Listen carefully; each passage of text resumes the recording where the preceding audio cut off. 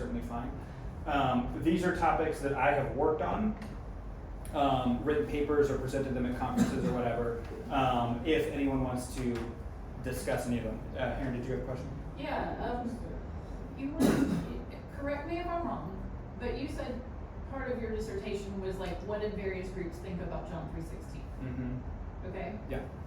So, in the context of this class, isn't that really what we're discussing when we talk about Calvinists or Augustine or Arminians or, I mean, it's to what different groups have developed and thought about John 3:16, and I'm just kind of wondering, like, obviously your research would go back further than what we're studying, where we're only touching on further back very minorly. Mm-hmm. And I know they're also outliers, but I'm just saying, do you see like what paths of that do you see starting from Jesus' life? And I realize this is a huge topic, but through that. You're talking about like history of the church? Mm-hmm. I mean, yeah, history of the church is a whole separate class. I don't know how often they offer it at SEU, but I don't know. yeah, the church history is an important topic. It's not precisely my area of expertise. Church history per se is a whole separate thing where you really do dive into the functionings of the church over time. My experience with that is much more history of interpretation. So looking at a specific passage and looking at how that passage has been interpreted over time as an historical effort to argue, like, not to make the theological point to say this is what the passage means, but to look at the historical point of this is what Augustine thought this passage means, which is a historical fact that we can discuss, as opposed to this is what the passage means and what it applies theologically. But those are all very different kind of minute portions of the field. So do you see like just these paths of thought, like when you look at that? Yeah. So I mean, I remember having a conversation with somebody and I asked, do you think that Paul was a Calvinist? And he kind of laughed and said, no, I think Calvin was a Paulist. Right? Because like Paul came first. And so most people that you talk to try to trace their denomination back to somebody that's well reputed, right? So if you look at like Piper, right, for the classic example of like modern Calvinism, Piper traces his beliefs to Jonathan Edwards, who traces his beliefs back to Calvin, who traces his beliefs to Augustine, who traces his beliefs to Paul. And so for Piper, I think he would very much see that, I don't know if it's vertical or linear, but he would see that trajectory of faith. Augustine had a certain view on Paul. Calvin developed Augustine's view on Paul. Edwards developed Calvin's view on Paul. Piper has developed Edwards' view. Right? And all of that traces back to the text, the Bible. Piper would very much say, I'm not a Calvinist because Calvin told me to. I'm a Calvinist because I think Calvin was right in his interpretation of Scripture. And that's a very Protestant evangelical position is, it doesn't matter what you or I think, it matters what Scripture says. And it's not that we subscribe to this person because we agree with them. We subscribe to this person because we think they're right on Scripture, and that Scripture is what matters.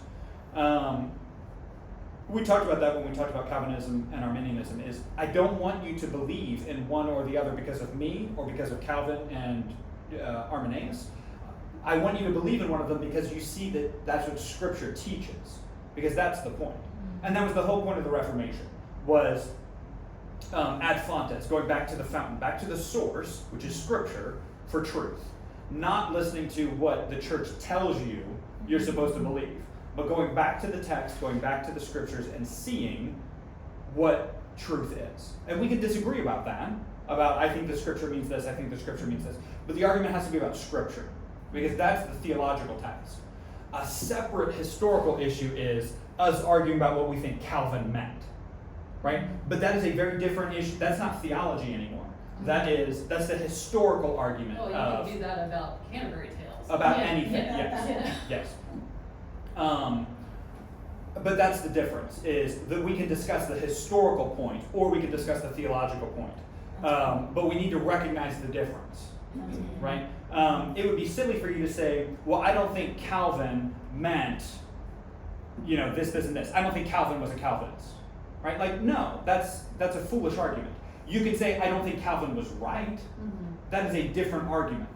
That's the theological point. But to say something wrong about the historical point is a factual issue that we can discuss. Does that make sense? Right. And I think when we talked about this a week or two ago, I made the point, I consider myself a historian more than a theologian, right? I want to look at the historical point and look at the text as a document in history. And look at, when Paul wrote these words down, what did his first century audience think that they meant? What did he intend for the meaning to be? That's a historical point, is to say, when Paul wrote this, he meant something, and his audience interpreted it in a certain way, and that's the truth that I want to grasp. We can make the theological jump to say, I agree with Paul, but it's a historical point to say, this is what Paul wrote, and this is what he intended his audience to get out of it. And then we can disagree or agree with what we think that meant. But for me, and you can probably see here, I'm much more interested in the historical point, which is what separates me from somebody who preaches on Sunday morning. Because on Sunday morning, people don't really care about the historical nuance, right? I'm not going to get up on the pulpit and preach on Qumran and against these folks, right? That's just not what the pulpit is for.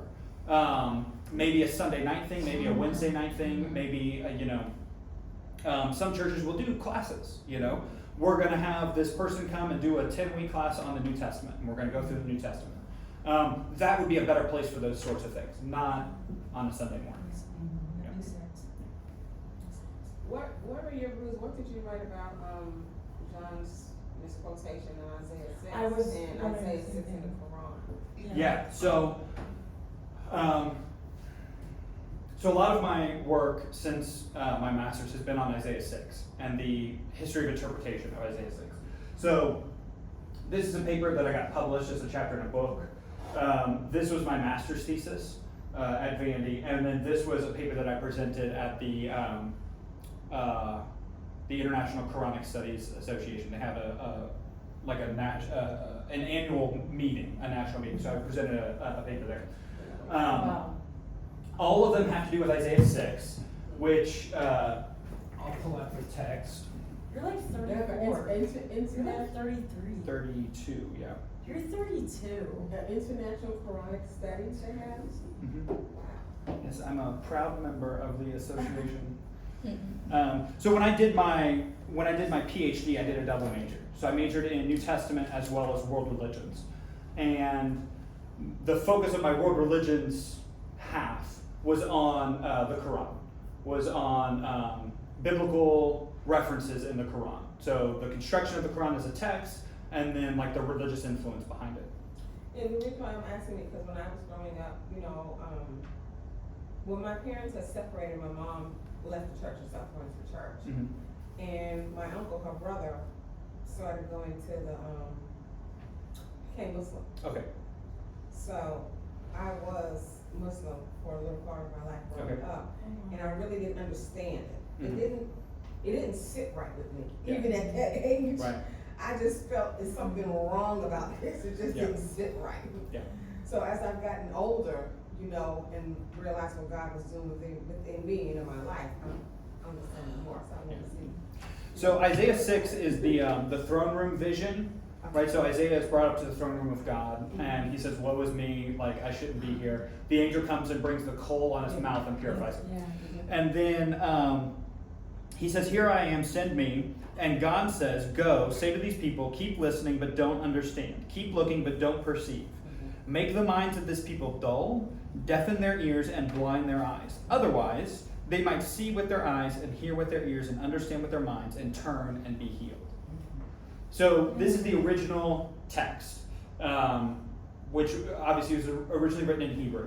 In the Hebrew, the implication is very much a divine activity. God is blinding the eyes and deafening the ears and hardening the hearts. Yes. It's very much a divine activity. That passage has been huge for Christianity, and it's quoted in the Quran as well. So this passage is the most quoted passage in the New Testament from Isaiah. So this passage comes up in Matthew, Mark, Luke, John, Acts, and I argue in this paper, Romans, that they are all quoting from this passage. This becomes the key passage to describe why people reject their prophet.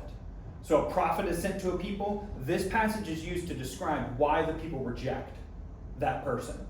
God is using this here to explain why people reject Isaiah's message. And the implication in the original is that the Israelites will reject Isaiah's message because God is preventing them from believing, right? God is deafening their ears and hardening their hearts and blinding their eyes in order to accomplish something. It says here, so that they won't turn back and be healed. That's the purpose, is for them to accrue more punishment for their hard-heartedness against God. Throughout history, people have responded to that text and changed the implications behind it. So if you're familiar, the Old Testament was translated into Greek before Jesus' time, right? So originally it's written in Hebrew, and then it's translated into the Septuagint, into Greek, right? When it's translated into Greek, it is softened. And this is a function of the Hebrew and Greek translation in general, but also, I argue, a function of them trying to avoid this idea that God is the one doing it. So in the Septuagint, this same passage from Isaiah 6 is softened to make it much more passive and much more, it could be implied that it's the people doing it to themselves. They have blinded their eyes, they have hardened their hearts, they have closed their ears, so that they won't be healed. They have turned aside from God, they are not listening anymore, they don't want anything to do with them, because they know that if they turn and look at them, they'll be healed, and they don't want that, right? Mm-hmm. So that's what's implied here, is that the emphasis is on the person, right? Now, what we see in the New Testament is that this passage is brought up in the Synoptics. It's brought up in every instance where people ask Jesus why he teaches in parables, right? So this kind of fits into it as well. Jesus references this passage as the explanation for why he teaches in parables.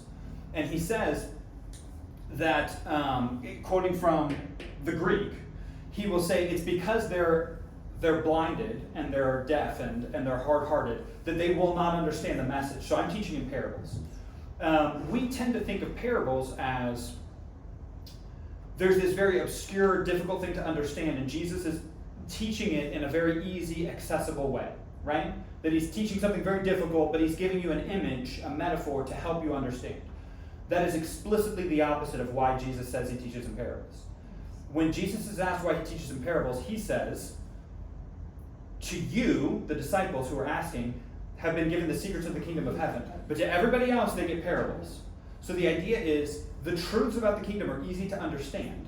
And Jesus is intentionally confounding them, intentionally making them more difficult to understand, so that the people who are outside don't get it. Right? Because they're hard-hearted. They're deafened. They don't want it. And the idea is the people who are not in this state, the people who do want to believe, will come and ask Jesus for the interpretation of the parable. And then he gives it to them, and they are built up because of it. Enlightened. They're enlightened, right? Because they've come to ask Jesus for the interpretation. And everybody else who's in this state doesn't get it. And they don't ask. And they don't ask. They just walk They away. don't care. Yeah. They say, well, Jesus is he's talking about sheep, and he's talking about mustard seeds, and he's talking about this guy who had two sons. I don't understand it. I don't want it. It doesn't make any sense. This is stupid. I'm out. I came for the fish, and now he's over here talking about being fishers of men, and that doesn't make any. And I'm out. Right? I came for the fish. I came for the healing. I got what I wanted. I'm good. And that happens all the time throughout Jesus' ministry. Because he asked them, why are you following me? Right. And he says, you came because you got the bread and had your fill. Fish, yeah. And then when Jesus starts teaching them, he loses followers repeatedly, right? So he made parables just to kind of confuse. Yeah, let's look at, I've never heard that before. I think it's Matthew 13. So if you're hungry for something, you want to get more. You want to get more. You want to get more. So it confused them to see what's in the enlightened more. Well, So- it's kind of like he suggested something, and then to figure it out, you're gonna have to come. You're need gonna have to come towards and ask for the something, answer. So in Matthew 13, the disciples came to I never him. knew that. The disciples come to him and ask, why are you speaking in parables? And Jesus says, because the secrets of the kingdom of heaven have been given to you to know, but it has not been given to them. For whoever has, more will be given to him, and then he will have enough. Whoever doesn't have, even what he has will be taken away. That's why I speak in parables. Because you will listen and not listen. You will never understand. You will look and never perceive. The people's heart has grown callous. Their ears are hard of hearing. Their eyes they have shut. Otherwise, they might see with their eyes and hear with their ears and understand with their hearts and turn, and I would heal them. Right? And then he says to the disciples, blessed are your eyes because they do see. Blessed are your ears because they do hear. Right? So this very much softens it, and this is what we see in Matthew and Mark and Luke. Isn't this kind of like a Calvinist point of view versus like... Sort of, but this is also very historical. There's reasons behind why they did these things, why they softened them or hardened them or whatever. But the idea that like this is linguistically more removed from God being the one doing it, that's just a part of the fact, right? We can talk about the reason behind it or whatever else, but linguistically they're moving away from the idea that God is the one doing it, except when we get to John. In John 12, he quotes the same passage from Isaiah 6. And it is in the context of why the Israelites do not believe Jesus' message. So in John's book, you have the first 12 chapters, which are called like the book of signs. Jesus is performing these miracles in the specific effort of convincing people that he is the Son of God. Right? And then after chapter 12, you get into the book of glory. And it's all about the crucifixion. Jesus is teaching and talking to his disciples specifically. He goes to the cross, dies, and resurrects, right? And so the book as a whole is split into these two big sections. And chapter 12, which is the end of signs, Jesus is closing down his ministry. He's no longer interacting with outsiders. He's only interacting with his disciples. And at the very end, it says, this is John 12:37, even though Jesus had performed so many signs in their presence, they didn't believe. This was to fulfill the word of Isaiah, who said, Lord, who has believed our message? To whom has the arm of the Lord been revealed? This is why they were unable to believe. It says in 39. They were unable to believe because Isaiah said, God has blinded their eyes, he has hardened their hearts, so that they wouldn't see with their eyes and understand with their hearts and turn, and I would heal them. Isaiah said these things because he saw Jesus' glory and spoke about him. So the argument that John is making in 12 is he does not quote from the Septuagint. He goes all the way back to the Hebrew, even though people have been quoting from the Greek before John, and doubles down on the idea that God is the one doing it. John ignores the Greek and doubles down on this idea that God has blinded their eyes and hardened their hearts. God is the one doing it, and that's why they have been prevented from understanding Jesus. That's why they've rejected him. It's divine activity doing it. Now, what I write about here is that when John does this, he's changing the verse. He's quoting from Isaiah. The way that I describe it is that John is quoting Isaiah in a way that we are not allowed to quote John. If I'm up in the pulpit, I can't do this without getting booed off stage. Right? If I'm changing the verse, then you guys are all going to call me out on it, and you should. Right? Because I'm not allowed to manipulate the verse of Scripture to make my point. Right? The justification is in 41, John says, Isaiah said these things because he saw Jesus on the throne. So John reinterprets Isaiah 6 altogether and says when Isaiah is in the throne room looking at the throne, the person he sees on the throne is not God the Father. It's the Christ. It's the second person in the Trinity. And Isaiah saw Jesus on the throne and said these words. And that is new. John is making a new argument. Nobody else has made that argument that it's Jesus on the throne. But the other thing that John does when he changes this is he excludes hearing. So he changes the order of the words, moves them back into this divine responsibility, and he excludes hearing from the verse altogether. So originally, the verse talked about eyes and ears and hearts. And this is supposed to represent the whole person. all of your ability to interact with the outside world has been blinded, has been hardened. It's been obscured, right? John changes the order of these two things and then excludes hearing altogether. So he really is changing the text. What I argue in this paper is that the reason he does this is because anybody who hears this passage, it is so well known, they would know the verse. Any first century Jew hearing this would know the verse. And they would know, wait a minute, he didn't talk about hearing.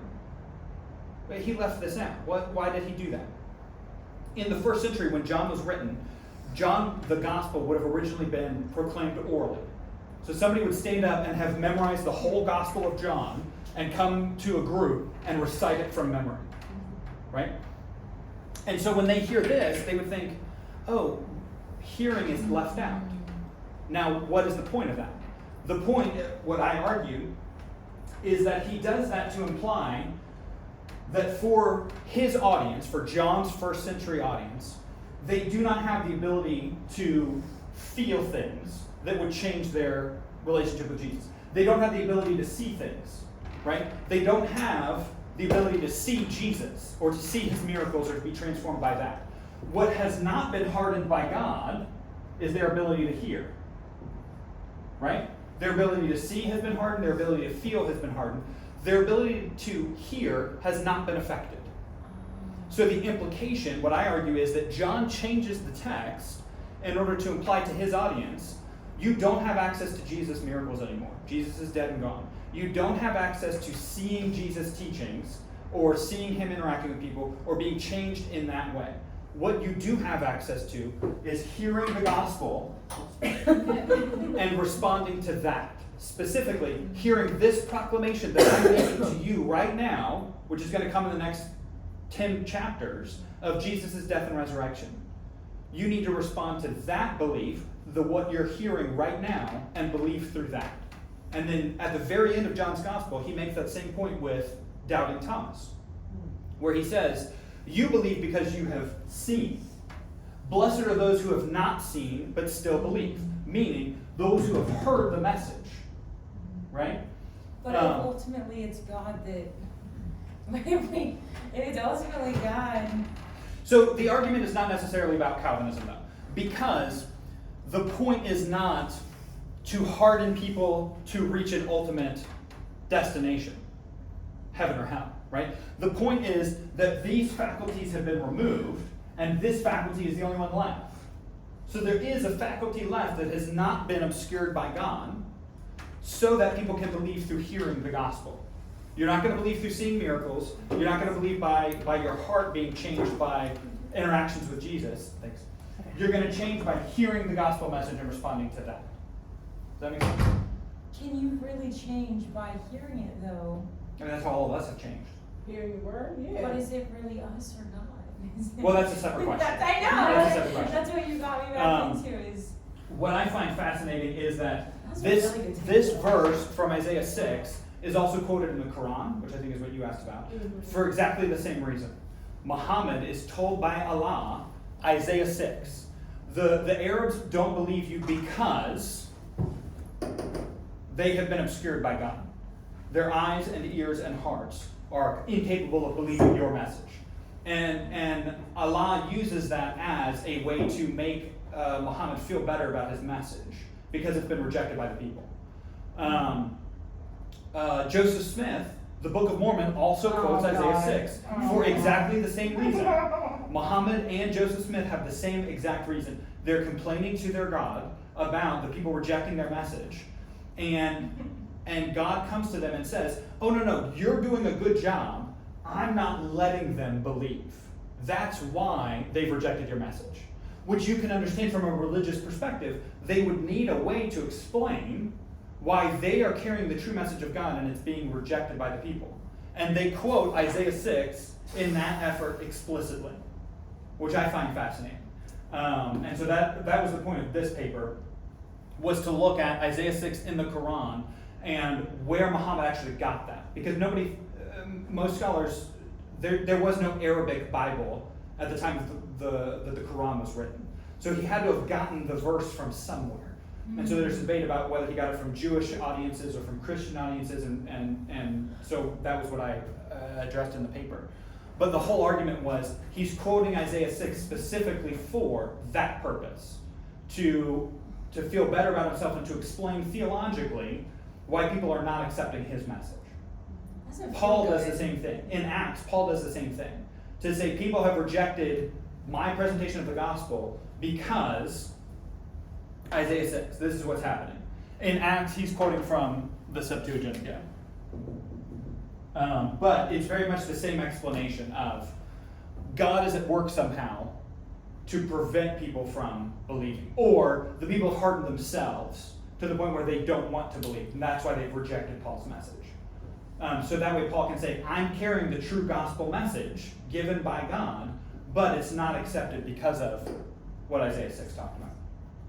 Is this what goes into who says God so loved the world? This is different. This is my dissertation. This is a separate paper, but we're out of